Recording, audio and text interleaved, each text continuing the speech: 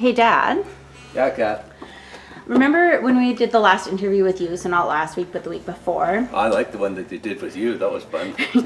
When you were saying that Mom went to the Peony Home Show and tried to sell there.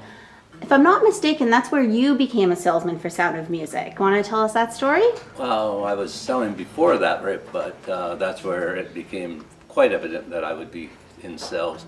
I was in there and Robert had gone off to do something and left me in the booth by myself. And in those days we were handling a product called Lowry organs, and there was more than one dealer, and there's another dealer that handled the same product, but he was around the corner, and Lowry had supplied a particular organ and a demonstrator, right, to another company. And to make a long story short, right, when Robert was out, this fellow walked around the booth and saw that we sold Lowry organs and asked me, well, gee, could you get this model of Lowry? And I said, sure we could. And he said, well, how much is it? I said, I don't know. How much were you quoted at another store? And he gave me the price. It was like $3,500 or something.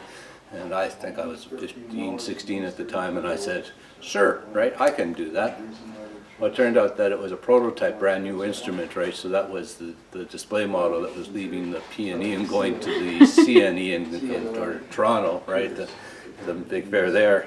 But the rep, because I was so young and so on, let him buy it, so he got that for his wife's birthday. And when Robert went over to negotiate that, right, I had another person come by and they picked up an organ from me as well. And so when he went off to make sure that everything was absolutely correct, by the time he'd come back, I'd sold 3 instruments. Right? So sort of my fate was sealed. And how did Mom do trying to sell the Peony? I'm very curious about that. Your mom, right, doesn't really sell effectively like from the P&E area like that. Basically, she was so-so, right? You know, no, she didn't do well. No, Mom likes to chat.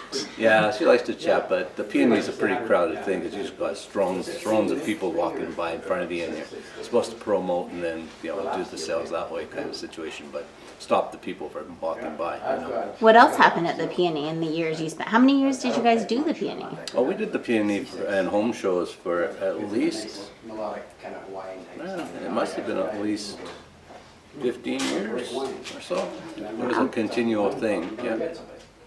And what's your favorite, most fun memory-ish thing from the Peony or a home show, from whichever? Oh, there's several, right, things that were fun in those days. Just dealing with the people and you know, the whole show. It was all good fun. Good. And one last I guess question. I could tell one story, right, Perfect. that nobody would know, right?